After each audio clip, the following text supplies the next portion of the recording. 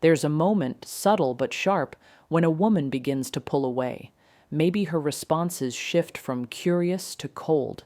Maybe the once flowing conversations dry up into single-word replies. Or maybe you're met with silence so loud it echoes. The first instinct most men have in this moment is to fill that void, to text more, to call, to reach, to try. It's almost automatic. If something feels wrong, surely saying more, doing more, expressing more will fix it. But here's the hard truth. More words don't always bring more clarity. In fact, sometimes the loudest and clearest message you can send is no message at all. When a man responds to silence with desperate attempts to gain back attention, rapid-fire texts, emotional pleas, repeated phone calls, he doesn't just risk pushing her further away. He unknowingly trades in his self-worth for a chance at being seen. And that energy, that panic, it's not attractive. It signals insecurity. It signals anxiety. It signals, I need your validation more than I value my peace. And women, whether consciously or not, can feel that shift.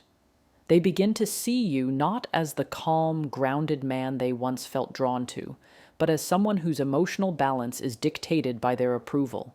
Now let's be very clear. Silence is not about ignoring someone to punish them. It's not manipulation. It's not coldness. In this context, silence is restraint. It's choosing not to act out of impulse. It's giving space instead of chasing clarity through force. It's the understanding that your energy is too valuable to be thrown into a void, that your presence is a gift, not a guarantee. Consider this example. A man has been seeing a woman for a few weeks. The connection felt real, the chemistry was mutual, or so he thought. But suddenly, she becomes distant. Her replies take longer, her enthusiasm fades, and then she goes silent. No warning, no explanation, just absence. The man panics.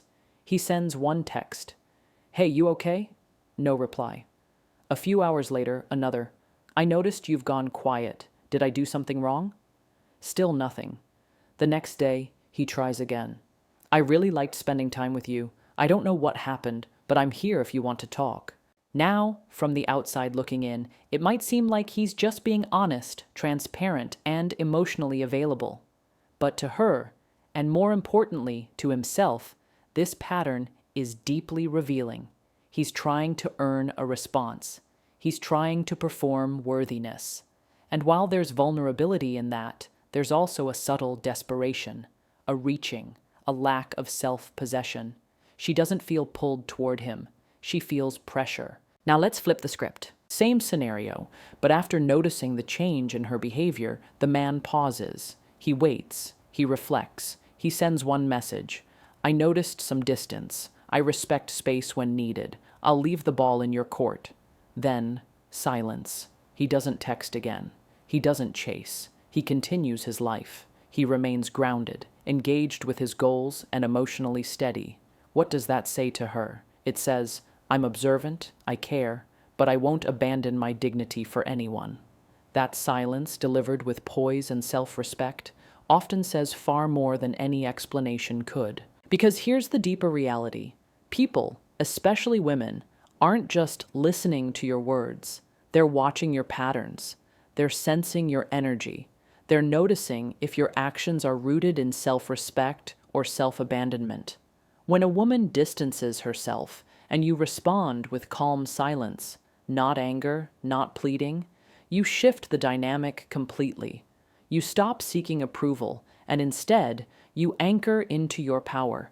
You say without saying, I'm not here to beg for presence. I offer mine to those who value it. This isn't just about dating. It's about emotional intelligence. It's about knowing when to speak, and more importantly, when not to. Silence is not void. It's clarity. It's the pause that allows others to show you who they are. It's the space that reveals the truth, whether they'll come back or whether they were never really in it with you to begin with. But most of all, silence is how you protect your peace without building walls. It's a boundary that speaks volumes. When a woman begins to withdraw, especially in the early stages of connection, or even in an established relationship, it can feel sudden and confusing. One day she seems emotionally engaged, open, curious, and even flirtatious. And then something shifts. Her texts become shorter. Her energy feels off. The warmth you once felt slowly cools into a silence that speaks louder than any argument. To the unaware mind, it looks like she lost interest. But the truth is often more complex. In many cases, women don't withdraw because they don't care. They withdraw because they're processing, observing, testing, protecting, and understanding that emotional process is key to not only responding correctly, but maintaining your own emotional dignity. You see, most women are emotionally intuitive by nature. They feel things deeply, and they often need space to sit with those feelings before expressing them clearly. When something in the interaction shifts, whether it's something you said, a perceived inconsistency in your behavior, or even a fear that she's developing feelings too quickly, her instinct may not be to talk it out immediately. It may be to pause, to withdraw slightly, not to punish, but to protect herself. That withdrawal is not always an exit. Sometimes it's an assessment. She's trying to figure out, is this safe for me emotionally? Am I being respected? Is he who I thought he was? A lot of men misread that withdrawal as rejection and rush in with solutions or pleas for clarity. But here's the truth. The more you chase during her withdrawal, the more unsafe it feels for her. Because instead of showing her that you're emotionally grounded, you're confirming that you're reactive, and reaction is rarely attractive. For women, emotional safety isn't just about physical protection. It's about knowing that a man can hold space for her unpredictability, her fear, her silence, that he doesn't need to control the narrative or demand constant reassurance to feel secure. Her temporary silence is a test, not a game, but a mirror to reflect your level of self-control and emotional leadership. Take, for example, a man named Amir. He met someone, let's call her Layla, at a mutual friend's dinner. They hit it off quickly. Long conversations, witty banter, deep eye contact. For 2 weeks, everything seemed promising. They texted daily, had 2 great dates, and she even started opening up about personal things. But then, without warning, Layla's tone changed. She became more reserved, less expressive. Her responses slowed. She no longer initiated conversations. Amir, confused and anxious, assumed something was wrong. His first message was thoughtful. "Hey, just checking in. Everything okay?" No reply for hours, so he sent another later that night. "I really enjoyed getting to know you. Hope I didn't do something wrong." The next morning, still nothing. By afternoon, he sent a long paragraph expressing how hurt he felt and how he thought they had a real connection. What Amir didn't realize was that his behavior, though well-intended, overwhelmed her emotional space. In her mind, she had pulled back to reflect. Maybe she was unsure about how fast things were going. Maybe she had something personal going on. But in Amir's need for reassurance, he made the moment about his discomfort instead of her need for emotional space. Now imagine if Amir had understood the psychology behind her withdrawal. Imagine if, instead of chasing clarity, he had held his emotional center. He could have noticed the change, respected the distance, and chosen stillness over urgency. Something simple like, "Noticed you've gone a bit quiet. Take the space you need. I'm here when you're ready to reconnect." That one message, grounded and clear, would have told Layla, "I'm not afraid of your silence. I'm not here to smother you. I trust myself enough not to demand instant answers." That kind of energy creates attraction, not pressure. It's the kind of response that allows a woman to feel both seen and safe. Because for many women, emotional withdrawal isn't just about you. It's about her. It's a protective measure she takes when she feels vulnerable. Sometimes it's a fear of getting hurt. Sometimes it's confusion about her own feelings. Sometimes it's unresolved past trauma being triggered by something you did unknowingly. And instead of trying to fix it or push her to talk when she's not ready, the most attractive thing a man can do is hold the silence, not with arrogance, not with resentment, but with maturity and poise. It's in that space where a woman often finds the clarity she needs, not just about you, but about how you respond when she pulls away. There's a saying that goes, "It's not what happens to you, it's how you respond that matters." Nowhere is this more evident than in relationships, especially in those subtle, emotionally charged moments when things don't go as expected. A woman pulls away. She gets distant. She says something that feels disrespectful. She stops replying. And right there, in that emotional tension, you're given a decision: respond from ego or respond from value. That decision, your reaction, tells her everything she needs to know about who you really are. A man's reaction, particularly in high stakes or emotionally uncertain situations, silently reveals how much internal strength he holds. When a woman changes her tone, cancels plans last minute, flirts with distance, or even seems to test your patience, she's not necessarily trying to be cruel, but she is unconsciously reading your center. Is he reactive? Is he going to spiral into insecurity? Is he going to chase validation or hold the frame? These aren't always conscious questions for her, but emotionally she feels the answers instantly. She sees them in your tone, in the timing of your replies, in the way you either hold your boundaries or lose them. And what many men don't realize is that in these moments, what you do or don't do can immediately raise or lower your perceived value. Value, in this context, isn't about income, looks, or status. It's about emotional leadership. It's about showing, without boasting, that you are not moved by every emotional gust of wind, that you can feel discomfort, confusion, or even rejection without collapsing into neediness or ego-driven reactions. When you show her you can remain emotionally stable, regardless of her moods or distance, it tells her, this man leads himself. And that, more than anything else, creates deep, instinctual respect. Take the example of Malik, a confident and emotionally intelligent man who'd been talking to a woman, Samira, for about a month. They shared long conversations, a handful of great dates, and had just started to develop a rhythm.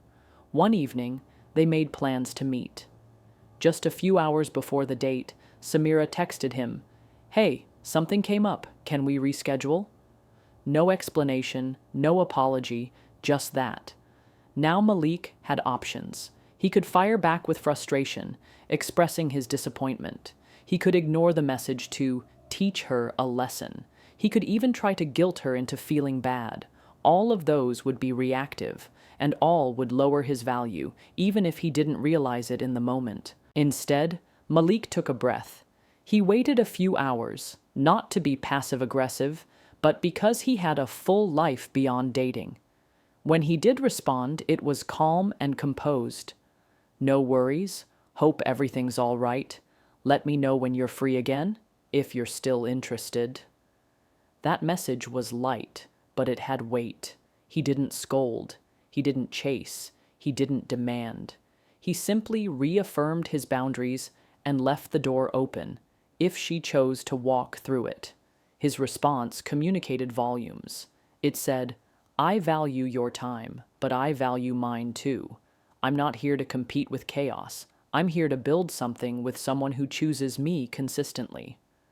That's high-value behavior, and ironically, it's the kind of response that often pulls people closer, not because of manipulation, but because it emits stability. Contrast that with how many men typically react in the same scenario. A rushed message filled with frustration, "Wow, you couldn't have told me earlier?" Or, "Why do you keep doing this? If you're not interested, just say it." Or worse, blowing up emotionally, then apologizing hours later for the outburst. Those reactions scream emotional immaturity. They communicate, My worth is tied to how you treat me today. And once that becomes clear to her, even subconsciously, the attraction begins to erode. Because if she feels like she holds the emotional power in the dynamic, if your confidence sways every time she does something unexpected, then the polarity shifts. And with that shift, her respect for you inevitably weakens. Women are intuitive creatures.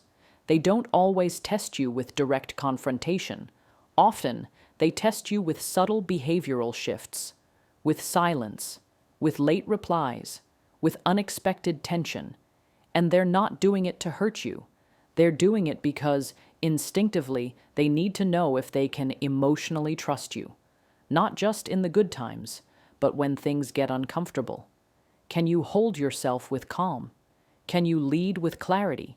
Can you stay composed without getting cold? Your reaction in those exact moments, when she's unsure, when she pulls back, when she makes things inconvenient, becomes a reflection of your entire emotional foundation. Detachment is often misunderstood, especially in romantic dynamics where emotions tend to run high and clarity often gets blurred by hope, fear, or ego. Many people, especially women, perceive a man's emotional detachment as coldness, indifference, or worse, disrespect. But real detachment, the healthy kind, isn't about punishing anyone or pretending not to care. It's not about emotional neglect or creating confusion. It's not silence weaponized. Real detachment is choosing inner peace over reactive behavior. It's the calm decision to protect your mental and emotional space, especially when clarity is absent or when someone's actions no longer match their words. It's not walking away in bitterness. It's standing still in self-respect. There's a significant difference between detachment and avoidance. Detachment comes from strength. Avoidance comes from fear. When a woman begins pulling away, emotionally or physically, and a man chooses to remain still rather than chase, he is not disrespecting her. He is honoring her space and his own energy. Too many times, men are told that stepping back means giving up or being unavailable. But the truth is, constantly inserting yourself into someone's space when they haven't invited you, there isn't love. It's control. It's emotional overcompensation. Detachment is the opposite of that. It's a deep breath in a storm of uncertainty. It's saying, I see what's happening, and instead of trying to force clarity, I'm going to sit with the unknown, not out of passivity, but because I value peace more than panic. The challenge is, emotional detachment often gets framed as rejection, especially when someone isn't emotionally mature enough to distinguish between healthy boundaries and toxic silence. But anyone who's truly done inner work understands that detachment is the pause that creates perspective. It's the act of letting go of needing to control how someone responds, feels, or behaves. It's looking at the situation with eyes wide open and realizing that if someone is distancing themselves, the most respectful thing you can do, both for them and for yourself, is to step back too. And this stepping back, this silent repositioning, isn't disrespect, it's dignity. Let's take the example of Isaac and Amina. They'd been dating casually for a few months. The chemistry was real, the conversations deep, and the attraction mutual. But lately, Amina started acting distant. She didn't respond with the same energy. Her texts came slower. She canceled 2 plans back to back, and though Isaac could feel the shift, he didn't panic. He didn't double text. He didn't try to buy back her affection with favors or compliments. Instead, he chose detachment. One night, after yet another unread message sat on delivered for nearly a day, he sent a simple message.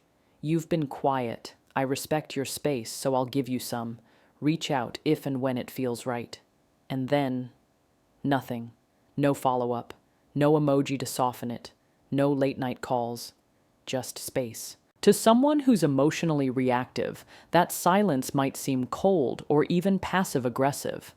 But for Isaac, it wasn't about being right or gaining the upper hand. It was about preserving his self-respect. He wasn't angry. He didn't harbor resentment.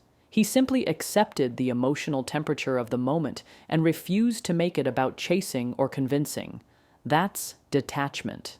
And in doing so, he left the door open, but didn't stand at it waiting. That kind of emotional restraint says more than any romantic words ever could. It says, I know my worth. I'm not afraid to walk away from confusion.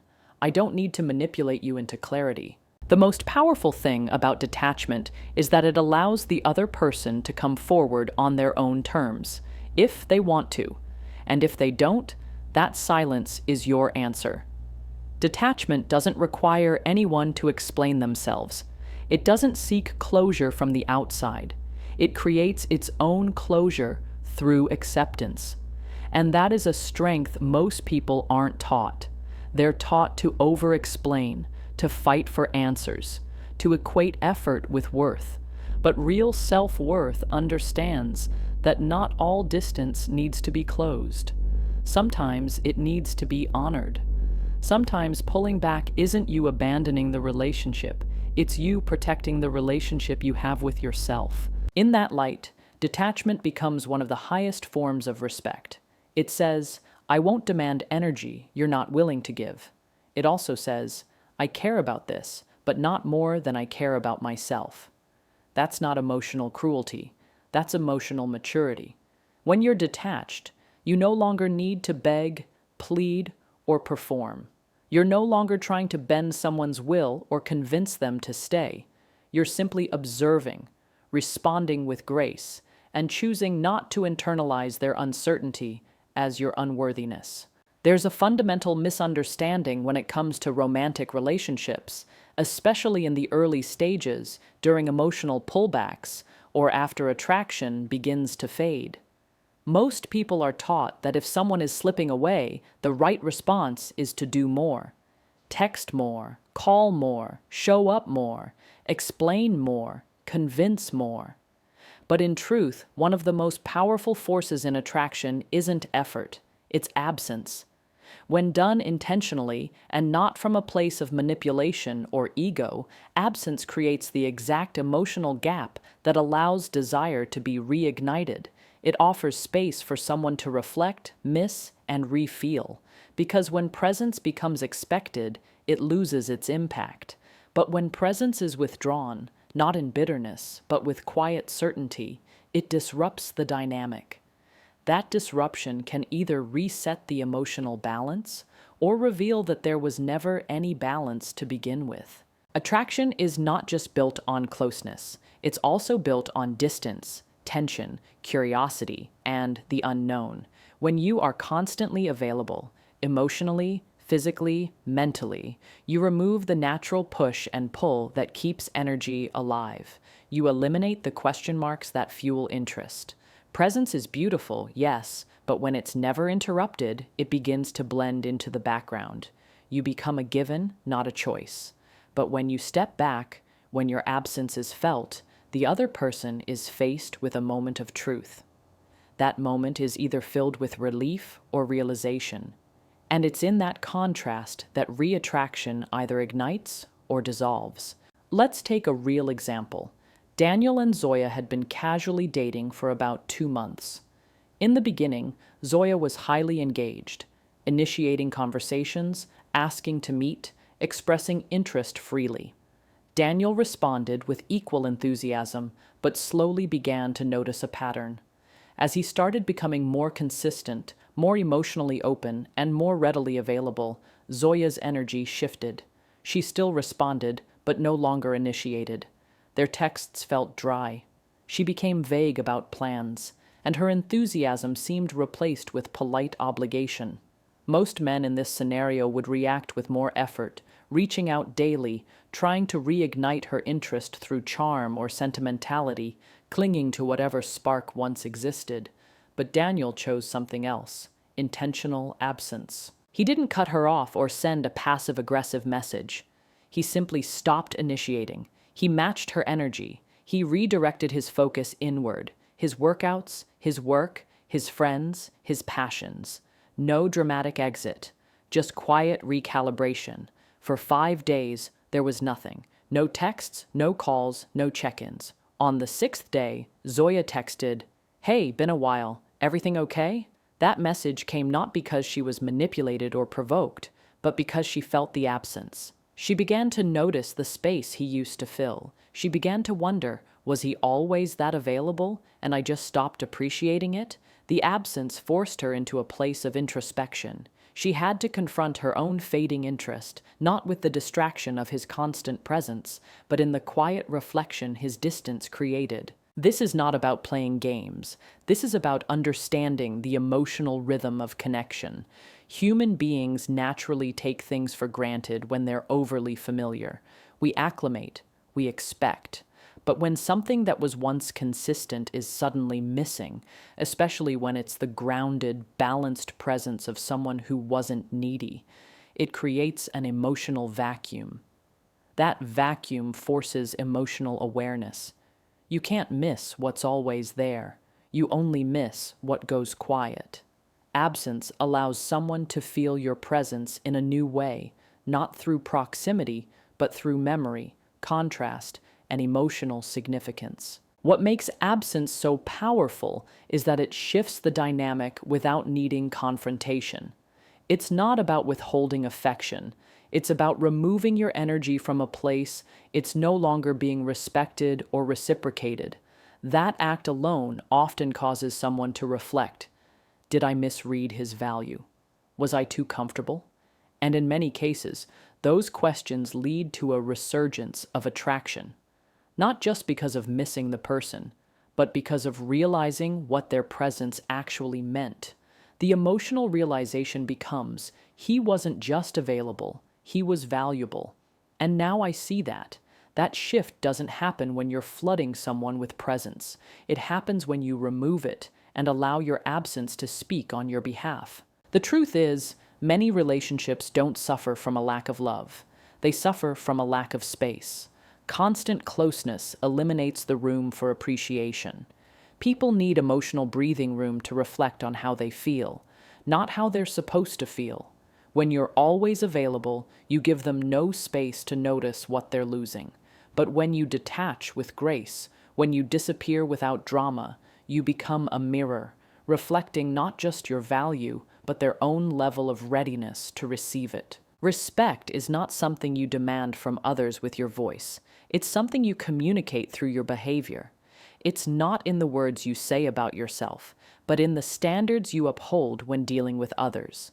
When you respect yourself, you're not just making a personal statement, you're setting the tone for how the world interacts with you. One of the most profound truths that often goes unnoticed is this: people take their cues from you. How you treat yourself, the boundaries you set, the way you carry your energy, what you tolerate and what you walk away from, tells others exactly how to treat you. If you constantly let people overstep, talk down to you, use your time without regard, or keep you as an option while you offer them priority, you silently teach them that this is what you're willing to accept. And the hard truth? People rarely offer more respect than they believe you require. That's why the foundation of any healthy relationship, romantic or otherwise, begins with the level of respect you consistently give to yourself. Self-respect is not arrogance. It's not about being cold or unapproachable. It's not about walking through life with a chip on your shoulder or keeping people at a distance out of fear. It's about alignment. It's about knowing who you are, what you need, and what you refuse to compromise on. Not because you think you're better than others, but because you understand your value and have no interest in betraying yourself for temporary connection. So many people fall into the trap of overextending themselves just to be seen.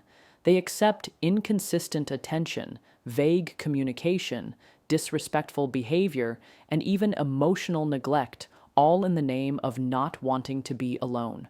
But here's the catch: the more you disrespect yourself in order to be accepted, the less you're actually valued by the person you're trying to win over. People can feel when you're abandoning your standards to keep their attention, and whether they say it or not, it always impacts how they view you, not with admiration, but with quiet disinterest. because nothing repels real connection more than a person who betrays themselves for it. Take the example of Kareem, a thoughtful, kind-hearted man who met Amara through mutual friends. She was beautiful, charismatic, and complicated, and Kareem was quickly drawn in. They started spending time together, but Amara made it clear she wasn't looking for anything serious right now. Kareem said he understood, but deep down, he hoped she'd eventually see how good he was and choose him. So, he made himself available whenever she called, even if it was last minute. He rearranged his schedule. He listened to her talk about other men. He told himself it was just a matter of time before she realized his worth. But weeks turned into months, and Amara's behavior didn't change. She was hot and cold, present and distant, sometimes warm, sometimes indifferent. Still, Kareem stayed, hoping, waiting, convincing himself that patience would be rewarded. What Kareem didn't realize was that every time he accepted breadcrumbs, he was sending a message, "This is enough for me, you don't need to do more." He thought he was showing loyalty and emotional depth, but what he was really communicating, both to Amara and to himself, was that his standards were flexible when it came to love. And Amara? She didn't take him seriously, not because he wasn't a good man, but because his self-respect had taken a back seat to his desire for connection. There was no mystery, no strength in boundary, no reason for her to step up, because he'd already shown he'd stay no matter how little he was offered. Now imagine if Kareem had respected himself first. If, when Amara said she wasn't looking for anything serious, he kindly acknowledged that and walked away, not to punish her, but to protect himself. That action alone would have shifted the dynamic entirely. It would have communicated, "I know what I want, and I'm not afraid to walk away from anything that doesn't align with it." That's the essence of self-respect. It doesn't scream. It doesn't chase. It simply removes itself from situations that ask you to compromise your worth. And in doing so, it commands respect from others. Not because you demand it, but because you demonstrate it. You set the standard through your behavior, and if someone wants access to you, they know they have to rise to meet that standard. You don't have to force it. You just have to be it. So, if you've been waiting for someone else to recognize your value before you do, stop. You teach the world how to treat you by the way you treat yourself. Let your presence be a reflection of your standards. Let your silence be a boundary, not a punishment. Let your walk away be your power, not your fear. Because the truth is, when you finally start respecting yourself first, you won't need to beg, chase, or prove anything to anyone. The right people will feel your energy, and they'll know exactly how to treat you without you having to say a word.